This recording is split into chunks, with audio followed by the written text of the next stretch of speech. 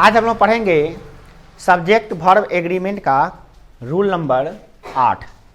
Subject verb agreement जैसा कि आप जानते हैं सब्जेक्ट और वर्ब के बीच में समझौता होता है। इसका रूल नंबर 8 क्या कह रहा है देखिए, usually we match the verb with the nearest subject but this is wrong. ज़्यादातर हम लोग उपयोग करते हैं क्या कि जो नज़दीक में सब्जेक्ट होता है उसी के अनुसार वर्ब लगा देते हैं, जो कि गलत है। ऐसा नहीं होता है हर समय। तो क्या होता है, match the verbs coming with the main subject of the sentence. किसी भी वाक्य का आप पता कीजिए कि उसका मुख्य सब्जेक्ट कौन सा है, मेन सब्जेक्ट कौन सा है, उसी के अनुसार आपको वर्ब को लगाना चाहिए। मेन सब्जेक्ट के अनुसार वर्ब हमेशा लगाएं। उसका मुख्य सब्जेक्ट क्या है पहचाने तब वर्ब लगाएं। जैसे कि आप यहाँ पे जो देख रहे हैं क्या कर रहा है, the quantity of apples is good, sorry the quality of apples is good. The quality का मतलब होता है गुण, माने सेब का गुण। जो सेब है ना, ये इनका जो गुण है ना काफ़ी अच्छा है, अच्छे गुण का है, अच्छा रंग है, अच्छा स्वाद है, अच्छा इसका कहते हैं जाति है, प्रजाति है। तो सेब अच्छे प्रजाति का अच्छा गुण है उसमें। तो हम क्या करते हैं, द क्वालिटी ऑफ एप्पल्स। तो आप किसके बारे में बात कर रहे हैं, एप्पल के बारे में बात कर रहे हैं कि एप्पल के गुण के बारे में बात कर रहे हैं? तो एप्पल का जो गुण बता रहे हैं तो उसमें वो सिंगुलर है।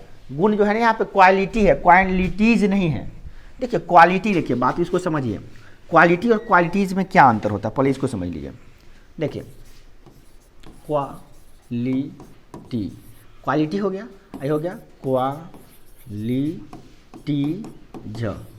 क्वालिटीज हो गया। दोनों में अंतर समझ में आना चाहिए आपको। क्वालिटी माने हो गया गुण, और इसी को आप प्लुरल बनाते हैं ना, अनेक जब गुण हो जाएंगे ना, अनेक गुण, तो इसके लिए आप ये लगाते हैं अनेक गुण के लिए, ठीक है ना। तो अब बताइए यहाँ पे क्वालिटी है तो क्वालिटी के लिए सिंगुलर आना चाहिए ना, एक ही ना गुण हुआ। तो यहाँ पे क्या हो गया, इज लग गया। यहाँ पे बात समझ आए कि नहीं? तो इसका एक रूल हम लोग जब पढ़े थे ना, एक्चुअली सिंटेक्स का जो कौन सा रूल था, तो आप इसको पढ़े थे, इसको ज़्यादा ध्यान से समझिए। एक स्ट्रक्चर होता है क्या, the plus noun plus of plus noun, ये स्ट्रक्चर होता है। जैसे आप पढ़े थे फूलों का रंग, फूलों का रंग, इसको आप पढ़े थे, है ना, फूलों का रंग। इसका अंग्रेजी क्या होता है, द कलर ऑफ फ्लावर्स, है ना। तो इसमें बताया गया था कि इसमें जो पहले वाला नाउन होता है उसके अनुसार होता है, यानी कलर के अनुसार होगा, फ्लावर के अनुसार वर्ब नहीं लगेगा। तो इसमें आप कैसे लिखेंगे इसको, जैसे लिखना होगा the colour of flower is red. यहाँ पे आर नहीं लगा सकते हैं, ये तो पता है आपको ना कि यहाँ पे आर नहीं लगा सकते हम लोग। क्यों? क्योंकि ऑफ के पहले क्या आया है, तो कलर आया है, और कलर क्या है, सिंगुलर है, और सिंगुलर के लिए क्या लगता है, सिंगुलर वर्ब लगता है। ये तो पता है आपको, सिंगुलर सब्जेक्ट रहेगा तो सिंगुलर वर्ब लगेगा, ये तो पता है ना। तो इस प्रकार हम लोग देख क्या रहे हैं यहाँ पे कि भैया ये जो है ना, ये ऑफ के पहले आने वाले नाउन के अनुसार लग रहा है। ये तो रूल हम लोग पढ़े हैं, परंतु इस रूल को थोड़ा सा समझे ना कि मेन इस वाक्य का सब्जेक्ट कौन है। इस वाक्य का सब्जेक्ट कौन है, फूल है कि कलर है। तो पता चला कि कलर के बारे में बात करी जा रही है, फूल के बारे में नहीं। इसका मेन सब्जेक्ट कलर है, उसका फूलों का कलर, है ना।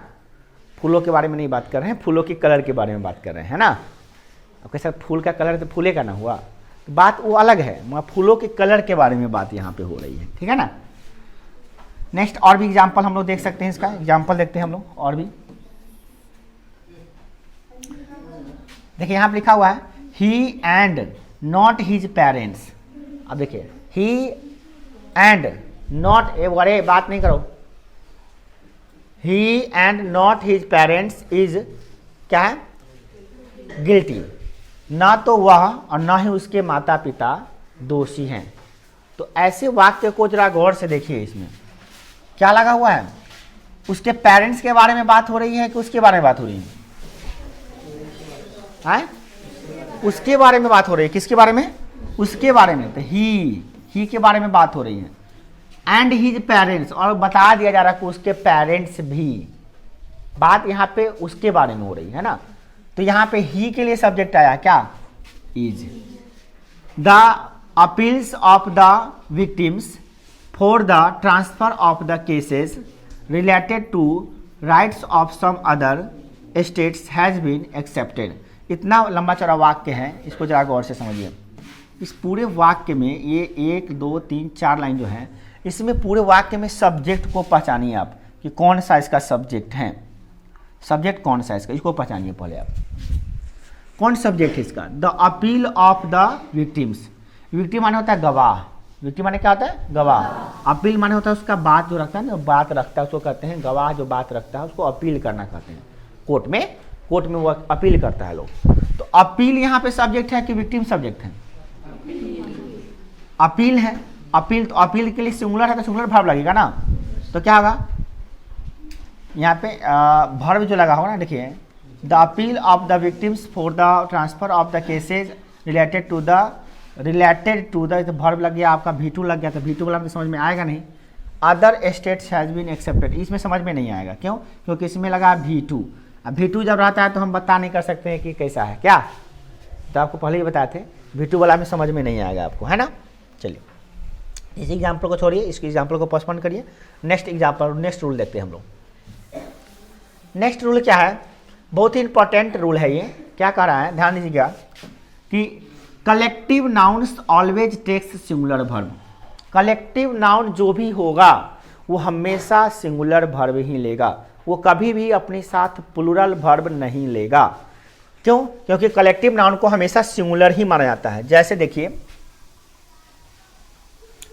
एग्जाम्पल देखिए, the heard of cause is grazing in the field. देखिए यहाँ पे हर्ड है, हर्ड माने क्या होता है, पशुओं का झुंड। क्या होता है, पशुओं का झुंड। कोई जानवर का झुंड होता है ना, पशुओं का झुंड जो होता है ना, झुंड, उसको हम लोग क्या कहते हैं, हर्ड कहते हैं। क्या कहते हैं, हर्ड, HERD, हर्ड। हर्ड माने क्या होता है, पशुओं का झुंड। तो पशुओं का झुंड जो होता है उसमें समूह का बोध हुआ। पशु का झुंड होगा तो पशु लोग होंगे ना, उसमें बहुत सारे पशु होंगे ना, गाय हो, बैल हो, भैंस, कुछ भी हो। यहाँ पे हर्ड ऑफ काउज है, हो सकता है हर्ड ऑफ ऑक्सेन हो, हर्ड ऑफ गोट्स हो, हर्ड ऑफ सीप हो। तो ये सब, तो यहाँ पे हर्ड जो होता है ना, is grazing in the field. क्या है, गाय जो है ना, गाय का जो झुंड है वो मैदान में चढ़ रही है। तो यहाँ पे क्या लग गया आपका, ईज लगा है। काउज होते हुए भी ईज लगा है, क्योंकि काउज के बारे में बात नहीं हो रही है। यहाँ पे क्या था, झुंड के बारे में बात हो रही है, गायों की एक झुंड, गायों की झुंड है ना, झुंड के बारे में बात हो रही है। झुंड में बहुत सारा वो अलग बात है। नेक्स्ट देखिए, हर्ड जो होता है वो कलेक्टिव नाउन होता है, आपको पता होना चाहिए। बंच, बंच ऑफ की, heap of asses, herd of cows, ये सब क्या कलेक्टिव नाउन होता है। फिर देखिए, the committee has unanimously taken its decision. ध्यान से सुनिएगा इसको। क्या कहा, कमिटी किसे कहते हैं, समिति का अंग्रेजी होता है committee.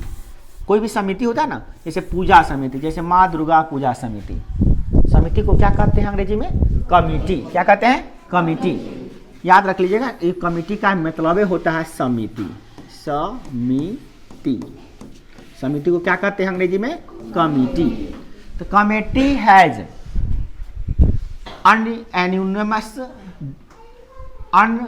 Unanimously taken its decision. इसका मतलब अनएनिमसली का मतलब होता है एक मतता से।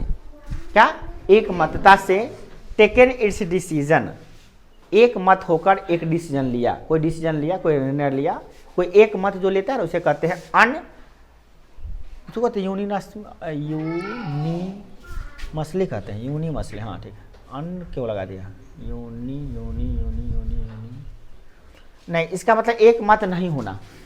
क्या होता है, अन है ना, अन लगा हुआ ना, तो अगर यूनिमसली रहता ना तो उसका मतलब होता है एक मत।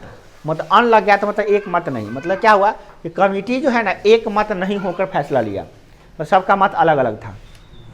तो यहाँ पे बात छोड़िए, उस बात छोड़िए, हटाइए, ये समझिए कमिटी क्या होता है, कलेक्टिव नाउन होता है। क्या लगता है, कलेक्टिव नाउन। उसके साथ क्या लगा है, सिंगुलर वर्ब हैज लगा है। देख देखिए, if there is a division among the members of the collective noun or taken about the members of the collective nouns, plural verb and plural pronoun are used।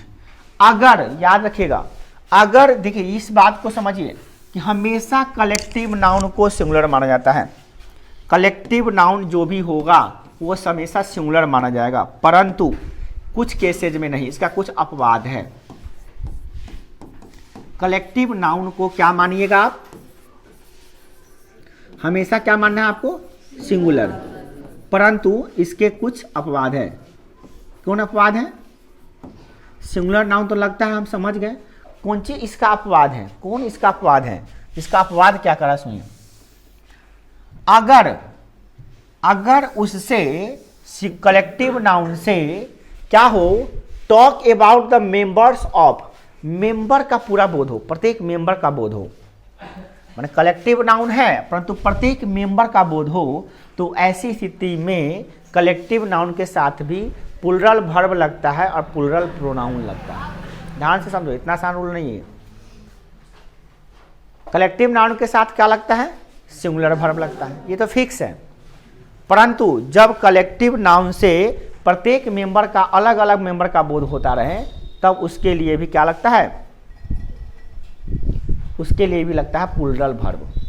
मतलब ये अपवाद हो गया, यूं कह लीजिए कि उस रूल का एक अपवाद होता है ना, प्रत्येक रूल का कुछ अपवाद हो सकता है, अपवाद मतलब एक्सेप्शन हो सकता है, तो इसका ये एक्सेप्शन है कि भैया कि सब जगह पे ऐसा नहीं होता है। कैसे नहीं होता, देखिए, और एक बात और है, उस वाक्य में प्लूरल तो प्लूरल ही रहेगा वो। अब इसको समझो था ध्यान से, लिखा है, इस वाक्य को थोड़ा समझो क्लियर से। इसको समझना, the jury are divided in their opinions, देख रहे हो यहाँ पे ज्यूरी, देख रहे हो ज्यूरी, ज्यूरी का अर्थ किसी को जानते हैं, बता सकते हैं ज्यूरी का अर्थ क्या होता है? ज्यूरी का मतलब किसी को पता है? ज्यूरी मतलब क्या होता है, हिंदी नहीं पता, चलिए। ज्यूरी का मतलब होता है जजों का समूह। क्या? जजों का समूह।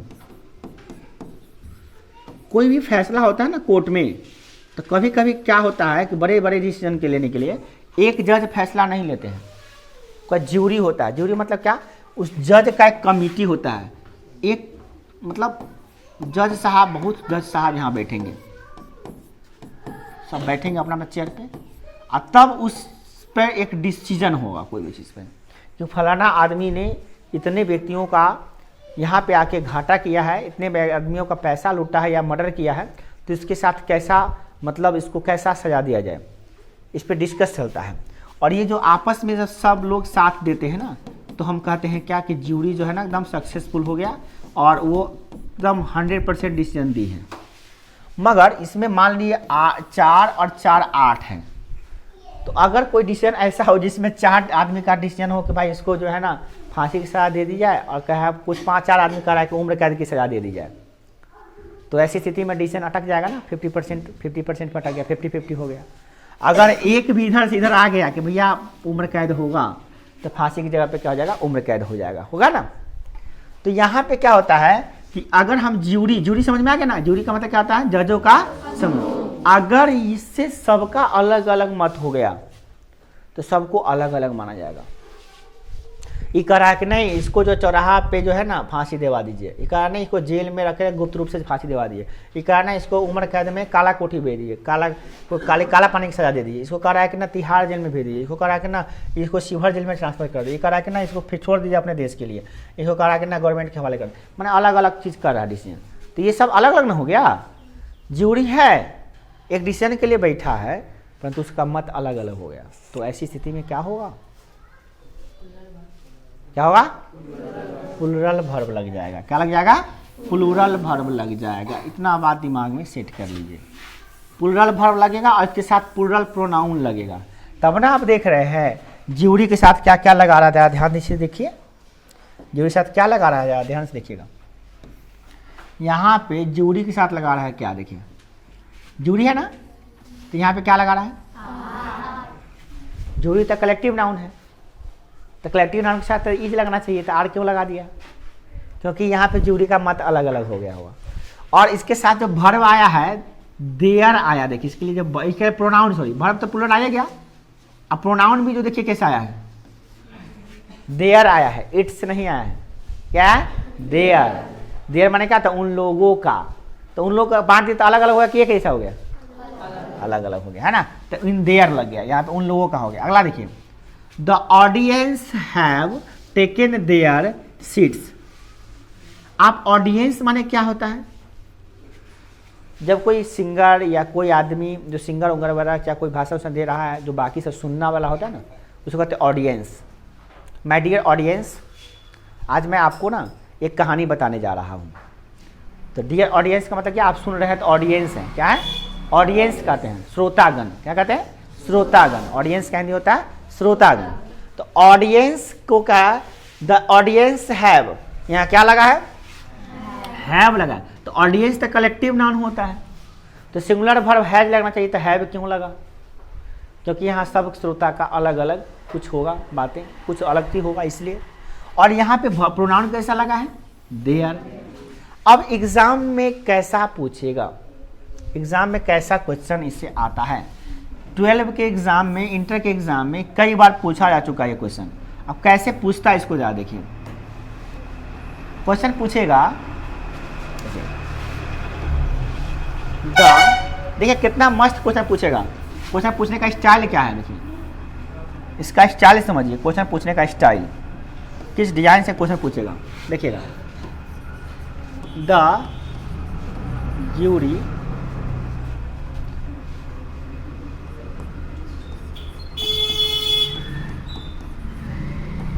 डिवाइडेड,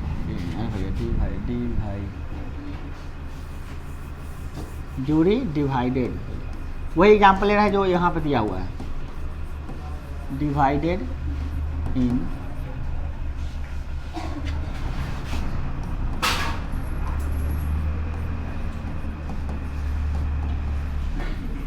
एक दे दिए और इसका ऑप्शन दे दिए, इज ए नंबर ऑप्शन दे दिए, A number option is, B number option are, C number option both, none. ऐसा क्वेश्चन दे दिए। और एक क्वेश्चन ऐसा, ये क्वेश्चन था, एक क्वेश्चन और भी दे दिया ऐसा,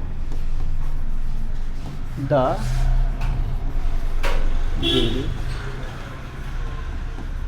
डिवाइडेड देयर ओपिनियन। अब इसमें भी ऑप्शन मतलब जो सेम दे रहा है, यहाँ पे ऑप्शन जो है ना आपका सेम दे रहा है, ये ऑप्शन आपका सेम दे रहा है, ओके, सेम ऑप्शन दे रहा है आपको। चलिए यहाँ पे भी हम लगा दें। अब आप बताइए कि इसमें कौन सा आंसर होगा। तो इसको आंसर बनाने के लिए ना आपको ध्यान देना होगा। देखिए दोनों में अंतर देखिए क्या है। एक तो आप देखे हैं तो समझ में आ रहा है कि यहाँ पे क्या है, तो फर्क देगा, उसके आधार पे बता दीजिएगा कि भैया यहाँ देयर था तो यहाँ आर हैव लगा था, आर लगा था तो आर लगा देते नीचे वाला में। तो ये रूल हुआ चीटिंग करना, चीटिंग करके देख के बता दिए। बट इसको समझना क्या होता है, यहाँ पे देखना पड़ेगा कि ये सिंगुलर है, इट्स सिंगुलर है कि प्लूरल है। जब प्रोनाउन प्लूरल लगा, सिंगुलर लगा है, तो यहाँ पे वर्ब भी क्या लगेगा, सिंगुलर लगेगा, तो इज लगा गया।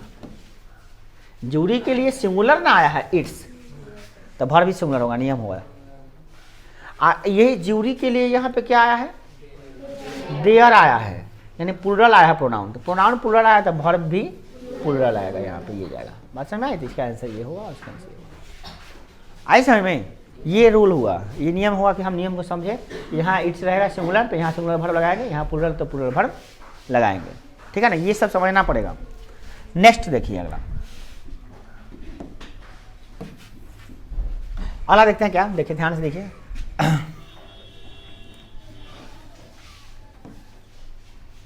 क्या कर रहा है, the plural number will always take plural verb. जो प्लूरल नंबर होंगे, जो बहुवाचक संज्ञा, बहुवाचक संज्ञा होंगे, बहुवचन संज्ञा होंगे या बहुवचन होंगे, सीधे कहिए, जिससे बहुत ज़्यादा का बोध होता हो ना, क्या प्लूरल नंबर का बोध होता हो, तो उसके साथ क्या लगेगा, प्लूरल वर्ब भी लगेगा। जैसे कि 100 बॉयज़, तो 100 बॉयज़ बहुत सारा है ना, प्लूरल वर्ब है, तो क्या लगेगा, प्लूरल वर्ब आर लगा है। बट नोट क्या करा है, if plural noun is used after cardinal adjective, cardinal adjective के बाद इसका अगर उपयोग किया गया हो, कैसे, जैसे 1 2 3 4 etc, and if plural noun denotes certain amount, कुछ खास निश्चित मात्रा का बोध कराता हो, निश्चित वजन का बोध कराता हो, निश्चित ऊंचाई का बोध कराता हो, निश्चित अवधि का बोध कराता हो, या तब तो उसको सिंगुलर माना जाता है। आप इसको पढ़े थे, निश्चित रकम मात्रा वाला पढ़े थे, तो वही रूल कर रहा है। इन अदर वर्ड्स, दूसरे शब्दों में हम कह सकते हैं क्या कि वी कैन से दैट, कह सकते हैं कि plural number used as a singular unit will take a singular verb. अगर वह यूनिट के रूप में आता है, यूज करता है, एक निश्चित रकम का बोध कराता है ना, निश्चित वजन का, निश्चित भार का बोध कराता है, तो वो सिंगुलर प्लूरल होते हुए भी क्या हो जाएगा, सिंगुलर हो जाएगा, और उसके साथ क्या लगेगा, सिंगुलर वर्ब का प्रयोग। अब जैसे देखिए 10 miles is a long distance to cover a foot on foot, तो 10 माइल्स क्या लगा है, 10 माइल्स निश्चित दूरी हो गया, क्या हो गया, निश्चित दूरी, तो क्या लग गया, तो अभी तो आप पढ़े हैं कि सर, अभी हम लोग रूल पढ़े हैं कि प्लूरल रहेगा, तो यहाँ पे देखिए 100 बॉयज के साथ आर लगा है, बॉयज लगा 100 यानी 100, बॉयज लड़के तो आर लगाए हैं। फिर यहाँ पे क्या कर दिए इसको, अब 10 मील्स, तो 10 गुना है, अब मील्स है तो क्या इज लगाए हैं, क्योंकि निश्चित हो गया, यहाँ पे निश्चित दूरी हो गया। कैसा, वो भी तो निश्चित था संख्या, तो संख्या वाला हम थोड़ी नहीं कह रहा है आपको, कथी कथी निश्चित रहना चाहिए, देखिए यहाँ पे कथी कथी निश्चित रहना चाहिए, कुछ चीज़ें ही निश्चित, बाकी सब नहीं। जैसे अमाउंट हो, कोई अमाउंट, जैसे पैसा वैसा, 100 rupees, 1000 rupees, 1 lakh rupees, 1 crore rupees, है ना, तो रुपीज़ भले 1 करोड़ रुपया हो, परंतु रुपीज़ होने के बावजूद भी सिंगुलर सेंस आएगा, क्योंकि एक निश्चित अमाउंट है, इसलिए। तो उसके साथ क्या लगाएंगे हम लोग, माने सिंगुलर वर्ब लगाएंगे, इज लगे या वाज लगे या हैज लगे, वो अलग बात है। बात समझ में आ रही है कि नहीं आ रही है, ये हम लोग पढ़ चुके थे, दोबारा इसको देख रहे हैं हम लोग। और देखिए और भी हम लोग लिख सकते हैं, जैसे 10 kg राइस इज क्या है, पर्याप्त है, पर्याप्त का क्या होता है, enough for me, enough for me. 10 kg राइसेज, 10 kilo चावल, इज इनफ फॉर मी, मेरे लिए पर्याप्त है।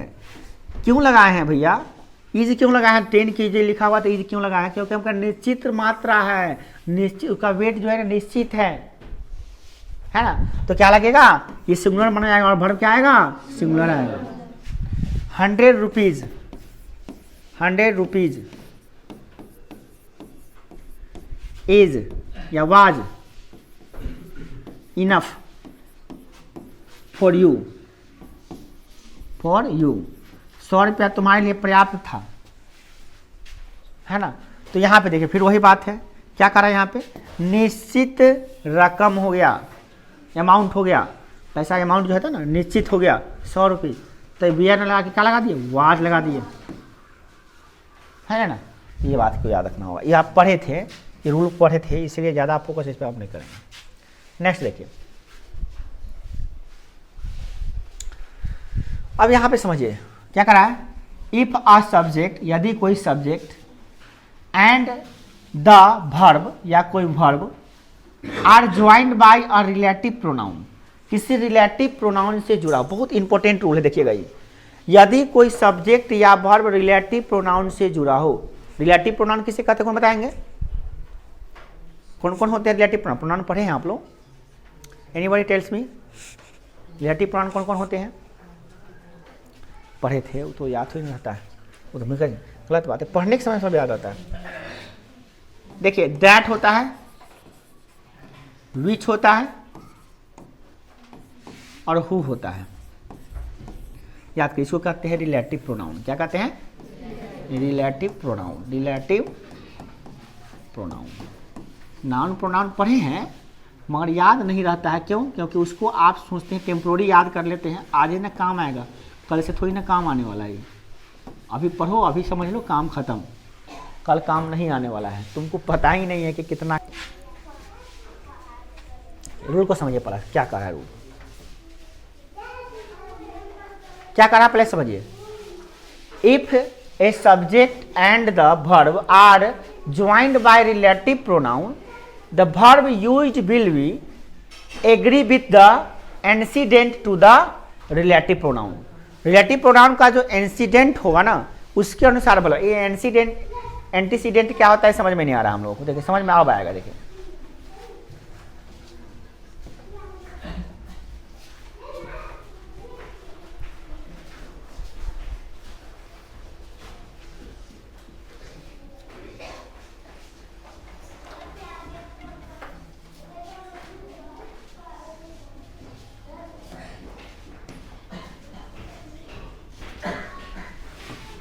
नहीं, एग्जाम्पल अच्छा लग रहा है इसमें हमको, इसका एग्जाम्पल हम लोगों को अच्छा नहीं लग रहा है। चलिए हम बनाते हैं अपने से। उठाइए, देखिए आपको प्रश्न है, देखिए the boy who is singing on the stage is my brother. जो लड़का स्टेज पर गा रहा है ना, वो मेरा भाई है ना। जो लड़का स्टेज पर गा रहा है वो मेरा भाई है। और यहाँ पे जो रिलेटिव प्रोनाउन आया है हु, ठीक है ना, क्या है हु।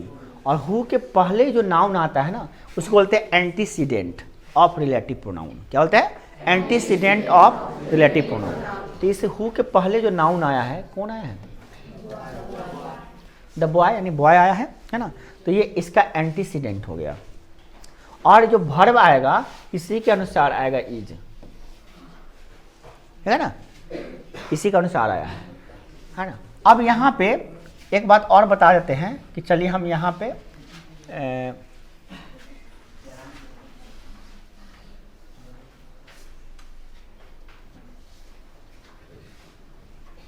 एक और एग्जाम्पल बताते हैं। देखिए, she is one of the beautiful girls of my village. घबराना, देखिए तो यहाँ पे इस बात को समझने की कोशिश कीजिए थोड़ा। क्या करें, यहाँ पे जो हम लगाए हैं, यहाँ पे देख रहे हैं सी इज, वह जो है ना one of the beautiful girl of my village, कि गांव की सुंदर लड़कियों में से एक है। तो अब देखिए यहाँ पे ब्यूटीफुल गर्ल्स बहुत सारे हैं, परंतु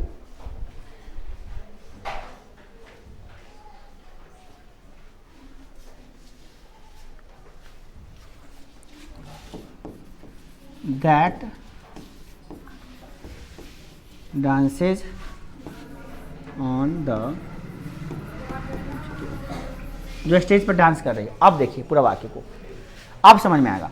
देखिए तो डैट के पहले जो आया है नाउन, कौन कौन आया है? एगो गर्ल्स आया ना, एक चीज और आया है सी। तो ये जो सबसे पहले जो नाउन आया है किसके, कौन की, किस लड़कियों के बारे में खूबसूरती की बात की जा रही है कि उस लड़की के बारे में, उसके बारे में। तो सी के बारे में बात हो रही है, वह जो है ना सुंदर लड़की है, कौन? वह। और वो लड़कियों के बारे में, वो लड़कियों का रेफरेंस दिया गया कि बहुत सारी लड़कियां सुंदर है, उसमें से एक यह भी है जो स्टेज पर डांस कर रही है ना। तो ये बात समझने की बात है कि यहाँ पे उस लड़की के बारे में हो रही है बात। और इसका एंटीसीडेंट जो है ना, इस डैट जो रिलेटिव प्रोनाउन है, इसका एंटीसीडेंट जो है ना, ये किसके लिए आया है? हमारे गांव की सभी सुंदर लड़कियों में से खूबसूरत लड़की है, वह है दैट डांस। दैट कौन लड़की के बारे में बात हो रही है? सब लड़कियों के बारे में बात हो रही है? नहीं, जो स्टेज पे डांस करता है। स्टेज पे डांस कौन कर रहा है? वह की लड़कियां लोग डांस कर रही है, वह डांस कर रही थी। तो वह के लिए आया, तो वह के लिए यहाँ पे क्या लगा है? डांसेज लगा है। बात समझ में आ रही ना? डांस नहीं लगा, क्या लगा है? डांसेज। क्योंकि सिंगुलर वर्ब है तो सिंगुलर नाउन है तो सिंगुलर वर्ब लिया है, ठीक है ना। और भी एग्जाम्पल समझा सकते हैं हम लोग, समझ सकते हैं। देखिए जैसे कि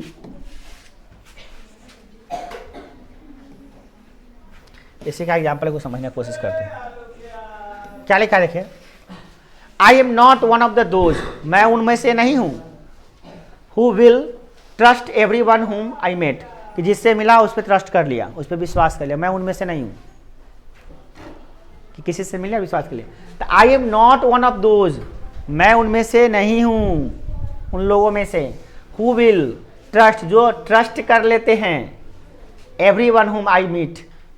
तो इसमें एग्जाम्पल में ये प्रॉब्लम क्या हो रहा है, देख साथ मीट लगाया था, मीट तक कोनो साथ लग सकता है, हाँ मीट तो नहीं लगे ना, मीट V1 होता है जी, मीट क्या होता है V1 होता है। तो I am not one of those, मैं उनमें से नहीं हूँ, who will trust every one who I meet, I के साथ मीट लगाया है, इसमें नहीं समझ में आएगा आपको, बड़ा अजीब एग्जाम्पल है। इसका एग्जाम्पल हम ही लोग बना सकते हैं बहुत बेस्ट। देखिए और बना के दिखाते हैं, देखिए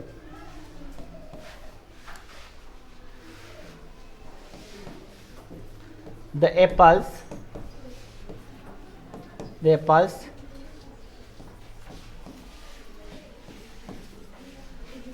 which are kept on the table are very tasty, ठीक है ना। देखो समझिए, द एप्पल्स, जो सेव है ना, विच, कौन से, जो टेबल पे रखे हुए हैं, which are kept on the table, जो टेबल पे रखे हुए हैं।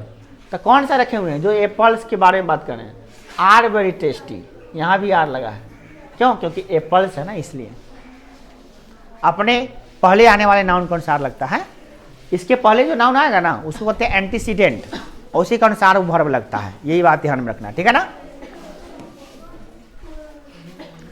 चलिए अगला देखिए, ये आप पढ़े हुए हैं, each, every one, someone, somebody, nobody, none, one, any, many, more than one are singular. इसको क्या माना जाता है, और इसके साथ क्या वर्ब लगता है, सिंगुलर। जैसे ईच स्टूडेंट्स हैज लगा है, each boy, each girl has लगा है, one must tolerate one's friend. तो यहाँ पे क्या लगा है, रे बात नहीं करो, क्या बात होगा, यहाँ पे वन मस्ट टॉलरेट, यहाँ पे टॉलरेट से लगाएगा जी। अच्छा आगे भी है, as well as his enemy, ये नहीं, वो कोई एग्जाम्पल ऐसा डालता है ना कि कोई फायदा नहीं बुझाता है। हाँ यहाँ देखिए,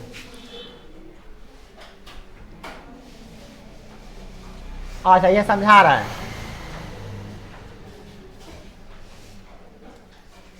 जो गलत एग्जाम्पल है हटाइए।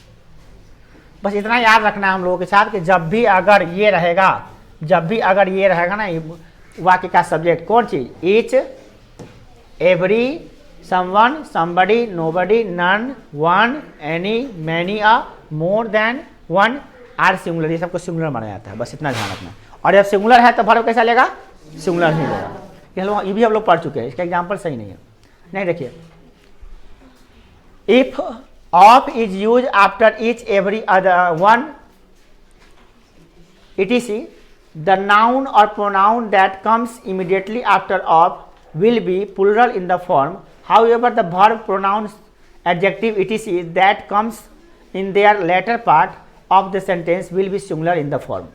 यदि of के बाद, of is used after, of का उपयोग किया गया उसके बाद, वही वाला of वाला रूल है, देखिए ना यहाँ पे वन है ना, वन के बाद क्या आया है, of, उसके बाद क्या है, बॉयज, फिर भी वर्ब क्या लगा है, सिंगुलर।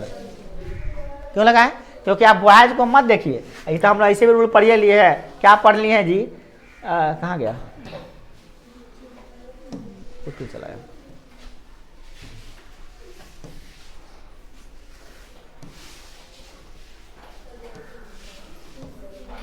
कहाँ गया जी इसका रूल,